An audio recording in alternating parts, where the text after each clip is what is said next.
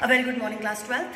In today's class, we will be performing an experiment on chromatography where I will be separating the ions, copper and cadmium ions. So, you will be provided with a solution of ions which you have to separate using a chromatography paper. It's a special paper called as Whatman filter paper number 1 in which you will be using it for the separation. The first stage is you mark a line around 1 centimeter in length in the chromatography paper with a pencil and put a spot at the center. And then on this spot you require the solution provided to you and the capillary tubes to spot it on the pencil spot. Leave it for drying. This procedure is called as loading the chromatography paper with the spot. After this is done, you need to cut the filter paper to give it a pointed edge. Now when you give it a pointed edge, the solvent front runs faster. So now you need to fit it into the solvent front. Solvent that I have taken is 50% ethanol, that is half amount is ethanol, half is water.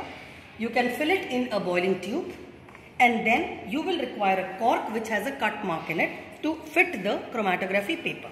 So we will see how much is the length required. Mind you, the portion below the spot can be dipped into the solvent, but the spot should not go into the solvent. So I am roughly taking an estimate. It is roughly till this point. I'll fold it here and then fit it into the cork.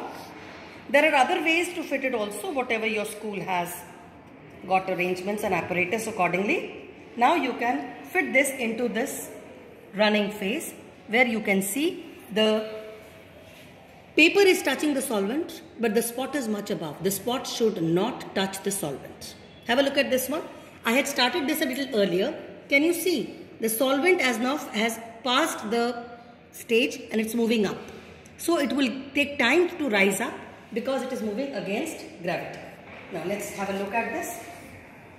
This was another such set which I had established. Now here the solvent is almost reaching this particular spot and I plan to stop my chromatography when it reaches this spot almost. So I have taken it off, assuming that it has run, the total solvent has run till this level. You can remove it. It is not necessary to mark beforehand. You can mark the level of the solvent after removing from the chamber and put a pencil mark to the point where it had traveled. Because you will require this level, so I am putting a pencil mark on it. Now you will have to leave it for drying. Sorry. We will be leaving it for drying like this. This will now take some time to dry. Once it starts to finish drying, then you will now require to get the spots. Now there are no spots because both the components were colorless. So now you require a developing reagent to observe the two spots.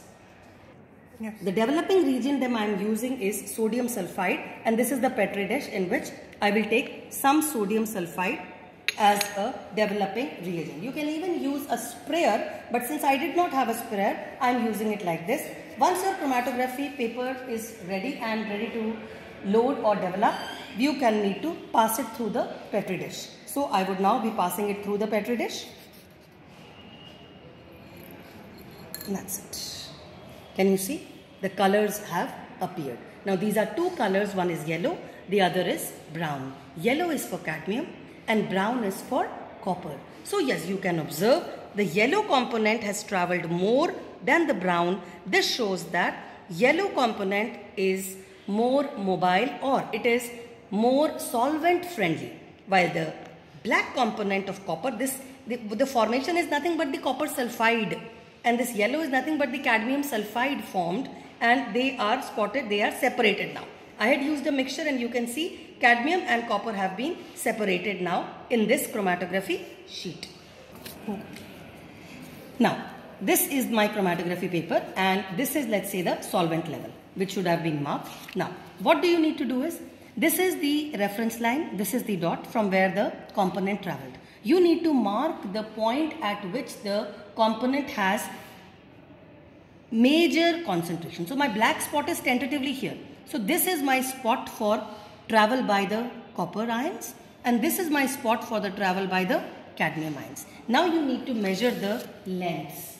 To measure the lengths, you require to calculate the retention factor. Retention factor is given by RF. It is equal to the ratio of distance travelled by the spot divided by the distance travelled by the mobile phase, that is your solvent. So, I will now be measuring the distance travelled. Let's take this one here.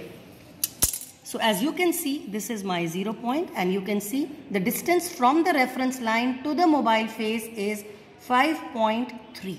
So, this value is 5.3 centimeters, and now I need to find the values for the black component is at 4 and the yellow component is at 4.5. So, RF value for copper would be 4 divided by 5.3. Distance travelled by the spot was 4 centimeters, and this distance travelled by the mobile phase is 5.3 centimeters. So, centimeters you don't need to write, this can be calculated. While for cadmium, as you can see, cadmium has travelled more. Since it had travelled more, the value was 4.5 again divided by 5.3, and you can get this value. Let's say this value is x and this value is y. Please remember, these values would always be less than 1. If your values are coming more than 1, means you have reversed the formula. The lower value is the distance travelled by the phase, which will always be more than that of the spot. At times you are also asked to give the ratio of the RFs, which means nothing but you need to give me a ratio of, you can take it as for cadmium upon copper deliberately, because this value is higher. So you need to calculate y by x also if you are asked so in the aim. Fine. So this is what you will do whenever you are asked to find the retention factors for the different spots, by taking your chromatography paper and measuring the lengths, mind you, from the reference line to the point where the solvent had run, to the maximum density spot of the component colored black, which is copper, and the maximum density of cadmium, which is yellow. So my readings are 5.3, this is for 4, this is 4.5. So that is how you calculate the values of the retention factor. For other experiments of the class 12, for your experiments of functional group, for your experiments of salt analysis, my video has all of them. So please keep watching those and get a command over salt analysis as well as titration. Hope you do well in life. Stay blessed. Stay happy. Bye.